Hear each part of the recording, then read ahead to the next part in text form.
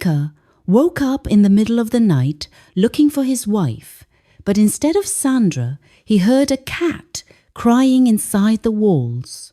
Every night, the scratching grew louder, closer, more desperate. Emeka laughed it off, telling himself it was just rats, not knowing the sound was coming from the woman sleeping beside him. But let me take you back to where it all began, because Emeka's story didn't start with strange noises in the night. It started with a man who thought he was untouchable, a man who broke hearts like other people broke bread, and a man who changed women like clothes. At 32 years old, Emeka had everything a man could want. He worked as a financial consultant for companies in Lagos. His apartment in Lekki had floor-to-ceiling windows that looked out over the city. His car was a black Range Rover that gleamed like a mirror. His suits were custom-made, his shoes were Italian leather, and his watch cost more than most people earned in a year. But his real pride wasn't his money or his looks, though he was handsome enough to make women turn their heads on the street. No, Emeka's real pride was his collection of broken hearts. He kept a list on his phone. 27 names, 27 women he had dated, promised forever to, and then dropped the moment he got bored. Some he dated for 2 weeks, some for 1 month. The longest was 2 months, and only because she had a beach house in Calabar that he enjoyed visiting. Emeka would meet them at parties, at church, at the gym, at shopping mall. He knew exactly what to say. He knew how to look into a woman's eyes and make her feel like she was the only person in the world. He knew when to send flowers, when to send money, when to show up with expensive gifts and take her to fancy restaurants where the waiters knew his name. And then, when he was done, when the excitement faded and the woman started talking about meeting his family or moving in together, Emeka would disappear. He would stop answering calls. He would block her number. He would move on to the next name on his list. His friends thought it was funny. They would sit at the bar on Friday nights, drinking expensive whiskey, and Emeka would tell them stories about the women he had fooled. They would laugh and slap him on the back and call him a legend. Emeka the Heartbreaker, they called him. He wore the name like a medal. It was. On a quiet Tuesday evening, Emeka left work early, no files, no stress, so he stopped by the new Victoria Island Mall to grab a few groceries. He didn't usually shop for himself. He had someone who did that, but he needed wine for a date he had planned for the weekend with a girl named Temi, who would soon become number 28 on his list. That simple stop would change his life forever. The mall was busy with people rushing around after W. Ork. Emeka grabbed a basket and walked through the aisles, picking up cheese and crackers and the expensive red wine he liked for the date. That was when he saw her. She was standing in the fruit section, holding an orange up to her nose and smelling it. She had fair skin that glowed under the store lights. Her hair was natural and full, pulled back with a colourful scarf. She wore an elegant, simple yellow dress that moved when she walked, and when she smiled at something on her phone, Emeka felt something he had never felt before. His chest went tight. His hands went cold. His heart started beating so fast he could hear it in his ears. For the first time in Emeka's entire life, he was nervous around a woman. He stood there staring at her like a fool, his basket hanging from his arm, until she looked up and caught him watching. Their eyes met for just a second, and she looked away quickly, putting the orange in her basket and moving to the next section. Emeka followed her. He didn't even think about it. His feet just moved. He followed her through vegetables, through rice and pasta, through the bread aisle, always staying a few steps behind, trying to think of what to say. Finally, she reached the checkout line, and Emeka knew this was his only chance. He walked up behind her, his heart racing, and when she started taking items out of her basket to pay, he stepped forward and said, "Please, let me pay for that." She turned and looked at him with surprise. "Excuse me?" "Your groceries," Emeka said. "Let me pay for them, please." "Why would you do that?" she asked. She wasn't smiling. She was studying his face like she was trying to figure out if he was dangerous. "Because..." Emeka searched for words. The smooth lines he usually used with women had vanished from his brain. "Because I saw you, and I thought you were beautiful, and I wanted to do something nice." She stared at him for a long moment. Then she said, "No, thank you," and turned back to the cashier. Emeka felt panic rising in his chest. She was going to walk away. He was going to lose her. "Please," he said again, louder this time. People in the other lines were starting to look. "Just let me do this one thing. If you don't like it, you can pay me back later. But please, princess, just let me." Something about the word princess made her pause. She looked at him again, and this time her expression softened just a little. "You don't even know my name," she said. "Then tell me," Emeka said. She sighed, but there was a small smile at the corner of her mouth now. "My name is Sandra." "Sandra," Emeka repeated, and the name felt like music. "That's a beautiful name. And you are?" "Emeka." She looked at him for another moment, then stepped aside. "Fine, you can pay." Emeka's hands were shaking as he pulled out his credit card. They both stepped and stood outside the mall in the parking lot. Sandra held her shopping bags and looked at Emeka with an expression he couldn't quite read. "So," he said, "can I have your number?" "Why?" she asked. The question caught him off guard. "So I can call you and get to know you more." "You don't know anything about me," Sandra said. "I could be married. I could be dangerous. Are you any of those things?" "Maybe," she said. But she was smiling now, really smiling, and it made Emeka's chest feel warm. "I'll take my chances," he said. She studied him for a moment longer, then took out her phone. "Give me your number," she said. Emeka gave it to her, and a second later his phone buzzed with a message from an unknown number. Just a simple "Hi." "There," Sandra said. "Now you have my number." Sandra stepped into her car and drove off. Emeka stayed there for almost 5 full minutes, staring at nothing. Her face replayed in his head, the way she spoke soft, calm, like she wasn't trying to impress anyone. For the first time in his life, Emeka felt restless. 3 days later, they agreed to meet at a bar on the island. That evening, Emeka stood in front of his wardrobe longer than he ever had. Shirts went on. Shirts came off. Shoes were changed twice. This was a man who suddenly wanted to get it right. At the bar, Sandra was already seated. She looked simple but elegant, the kind of woman who didn't need noise to be noticed. They exchanged smiles. Then her smile slowly faded. "I have rules," she said. Her voice was calm, but her eyes were firm. "This is serious." Emeka chuckled lightly. "Rules? Like what kind of rules?"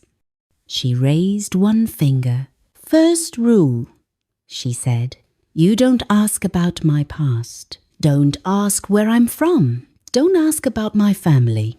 Don't ask about who I dated before you. Emeka blinked. That's a bit strange, he said. But okay. She raised a second finger. Second rule. You never come to my house without calling first. And if I say you can't come, you don't ask why. You accept it. Emeka frowned. Why wouldn't you want me to come over? Her eyes hardened. That question, she said softly, is exactly what you must never ask. She leaned closer. These rules are not advice. They are not negotiable. If you can't follow them, we end this right now. Something in Emeka's chest tightened. His mind warned him. His instinct screamed. This was the point to walk away. But he didn't, because for the first time, Emeka wasn't thinking like a player. He was thinking like a man who was already falling. I can follow your rules, he said. You're sure? She asked. I promise. Sandra studied his face for a long moment. Then she nodded slowly. Okay, Emeka, she said. Let's see if you're truly different from other men. The next 6 months were the happiest of Emeka's life. He called Sandra the next day and they talked for 2 hours. He called her the day after that and they talked for 3 hours. Within a week, they were talking every single day. Sandra was different from every woman Emeka had ever known. She was smart, she was funny, she had a job as a nurse at a big hospital, and she told him stories that made him laugh.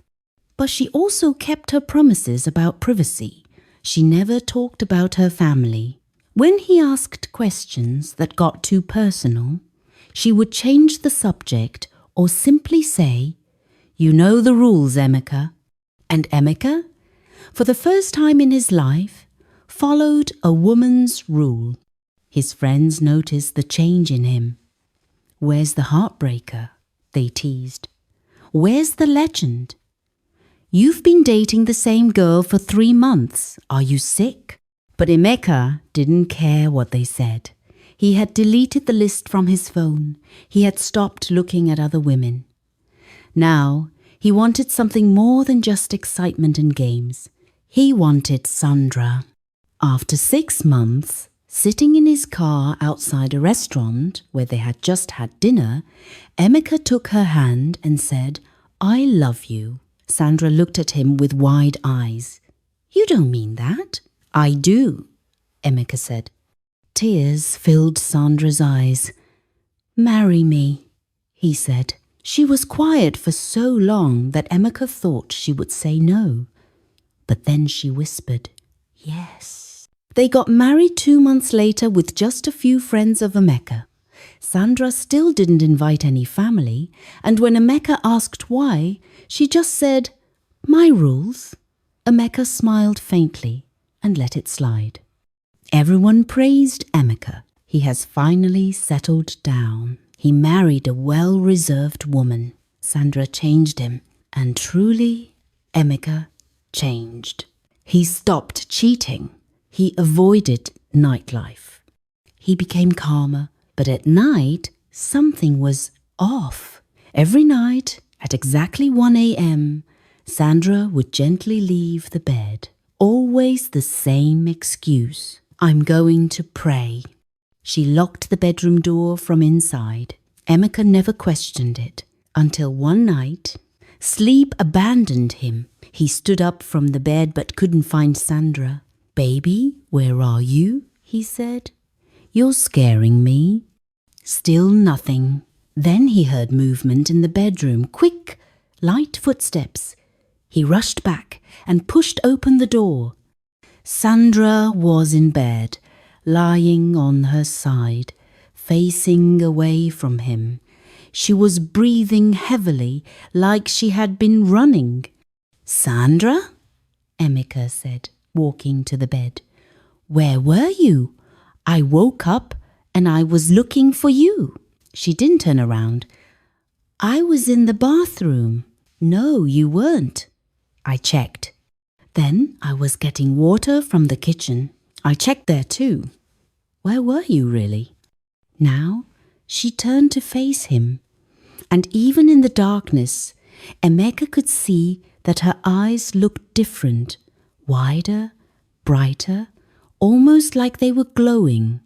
I said I was in the bathroom, she said, and her voice was hard. Are you calling me a liar? No, do you remember rule number 2, Emeka? Do you remember what I said about privacy? Yes, but then stop asking questions and come back to bed. Emeka stood there for a moment, feeling like he had been slapped, but he was too tired to argue. He climbed back into bed, and Sandra turned away from him again. He lay there in the darkness, listening to her breathing, and for the first time since he met her, Emeka felt afraid. Days turned into weeks. Every night, Emeka would wake up around 1 a.m. and find Sandra gone. Sometimes he would hear scratching sounds. Sometimes he would hear soft footsteps. Once, he heard what sounded like a cat meowing, but when he got up to investigate, Sandra was back in bed, pretending to be asleep. During the day, she acted normal, sweet, loving. She would kiss him goodbye when he left for work and have dinner ready when he came home. But at night, something changed. Emeka started staying awake, pretending to sleep but watching her. One night at exactly 1 a.m., he saw her sit up in bed. She moved slowly, carefully, checking to make sure he was asleep. Then she stood up and walked out of the bedroom. Emeka waited 30 seconds, then followed her. He moved quietly through the apartment, following the sound of her footsteps. They led to the spare bedroom, the one they used for storage. The door was closed. Emeka pressed his ear against it and listened. At first, he heard nothing. Then he heard movement. Then he heard a sound that made his blood go cold. His hand shook as he reached for the door handle.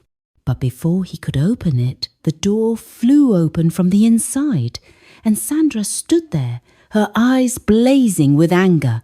"What did I tell you?" she said, her voice shaking. "What did I tell you about privacy? Sandra, what's going on? What are you doing in there? That's none of your business." "You're my wife. How is it not my business?" "Because I told you," she said, and now tears were running down her face. "I told you from the very beginning. I told you I had rules. I told you there were parts of my life that you couldn't know about, and you promised you would respect that. But this is different," Emeka said. "You're acting strange. You're disappearing every night. I heard something in there, something that didn't sound human." Sandra's face went pale. "What did you hear?" "I don't know. It sounded like an animal." She stared at him for a long moment, and Emeka could see something in her eyes. Fear, real, deep fear. "You need to forget what you heard," she said quietly. "You need to forget this ever happened and never ask about it again." "How can I forget? You're my wife, and you're hiding something from me." "Then maybe," Sandra said, her voice breaking, "maybe we made a mistake. Maybe we got married too fast. Maybe this was never going to work." The words hit Emeka like a punch to the stomach. "You don't mean that." "Go back to bed, Emeka," she said. "Please, just go back to bed and let this go." She closed the door in his face, and Emeka stood there in the hallway, his whole world falling apart, and he finally understood what all those women he had hurt must have felt like. He finally understood what it was like to love someone who was slipping away. Emeka couldn't let it go. For the next week, he watched Sandra like a hawk. He pretended everything was fine during the day, but at night he stayed awake, watching, listening, trying to understand what was happening to his wife. He noticed other things too. Scratches on the walls near the floor. Long, deep scratches like something with claws had been digging. He found tufts of dark fur in the corners of the spare bedroom. He found a smell, strange and wild, that seemed to come from nowhere. One night, he followed Sandra to the spare bedroom again. But this time, he didn't knock. He waited until she had been in there for 10 minutes. Then he used a spare key to unlock the door from the outside. On the bed was a large black cat, and around its neck was the gold necklace Emeka had given Sandra on their wedding day. Its eyes glowed faintly in the dark. Then before his eyes, the cat began to change. Bones cracked, fur melted into skin, and in seconds Sandra stood, trembling, tears rolling down her face. Emeka collapsed. She knelt beside him. "I warned you," she whispered. "I told you not to intrude." Sandra's voice was shaking when she finally spoke. "Emeka, I never wanted you to know this way." She sat down slowly, as if the weight of her secret was too heavy for her legs to carry. "I come from a small village in the southern part of Nigeria," she began. "My mother died the day she gave birth to me, but before she died, she did something she should never have done." Emeka watched her lips move, but his heart was already pounding. "She went to a witch," Sandra said, her eyes filling with tears. "She begged for a child who would be beautiful, smart, and live long." And the witch agreed. She paused, then swallowed hard. But nothing comes free. Sandra's hands were trembling now. "The witch said that from the day I turned 13, every night at exactly 1 a, I would change into a cat. I wouldn't be able to stop it. I wouldn't remember anything when morning comes." Emeka felt his chest tighten. "The curse cannot be broken," she continued. "It cannot be prayed away. It cannot be reversed." Her voice cracked. The only way to survive was to hide it, to never let anyone get too close. She wiped her tears. "My father knew. Every night he locked me in a room so no one would see me. He protected me until I turned 18. Her voice dropped to a whisper. "That was when he died." Silence filled the room. "I was alone," she said. "Alone with a curse, trying to live like a normal woman, pretending nothing was wrong." She looked at Emeka. "My mother wrote to me before she died," Sandra said softly. "She begged me to forgive her. She begged me to find happiness, even with a curse. She told me not to give up hope." A bitter smile crossed her face. "But hope is the most painful thing of all." Her tears fell freely now. "Because I hoped, Emeka. I hoped I could be normal.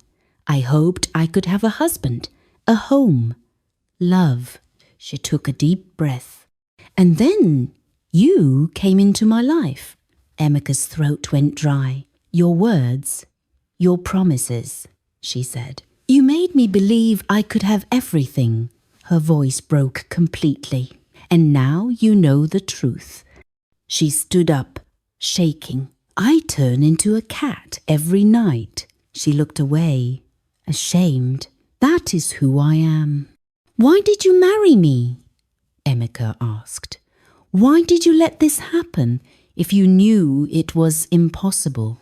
Because I loved you, Sandra cried. Because for the first time in my life, someone looked at me like I was worth something, like I was more than just my curse. And I thought, maybe I could make it work. Maybe I could keep it hidden forever. Maybe I could just have one thing, just one normal thing in my life. Emeka stood there, looking at his wife crying on the bed, and he felt something break inside him. All his life, he had been the one breaking hearts. He had been the one walking away. He had been the one leaving destruction behind him. And now, finally, he understood what it felt like to be on the other side. But instead of sympathy, instead of compassion, Emeka felt something else. He felt anger. "Get out," he said. Sandra looked up at him, her face wet with tears. "What?" "Get out of my house. Get your things and leave. I don't want to see you again." "Emeka, please." "Get out!" he screamed. Sandra stood up slowly. Her voice was calm, but it carried weight. "Now you know my secret," she said. "No one else must ever know. And you cannot divorce me." Emeka's heart skipped. "In my world," Sandra continued, "once I am married forever, until death separates us." Those words followed Emeka into the night. From that moment, sleep left him. Every cry of a cat pierced his heart. Every scratch sounded like a memory. He began to remember the women he mocked, the ones who begged him to stay, the ones he laughed at, the hearts he broke and walked away from without looking back. Now, he was trapped in a marriage he never understood. Married to a woman who was half human, half animal, and there was no escape, because karma does not knock twice. Karma walks in and sits down. It had finally found Emeka, not with chains, not with fire, but with a mirror that showed him who he truly was. He had spent years destroying love without guilt, and when real love finally found him, pure, patient, and real, he crushed it with fear and pride. That was his punishment. Sometimes punishment doesn't come as pain. It comes as understanding. Emeka didn't lose his life. He didn't lose his wealth. He lost his peace. The same man who once walked away from broken women now wakes up every night, haunted by the sound of what he destroyed. Karma didn't turn him into a monster. It showed him the one he had always been. And the cruelest lesson of all is this: you only learn the value of a heart when yours is the one left bleeding. If you learned something from this story, don't forget to like, share, and subscribe for more interesting stories. Until next time, bye for now.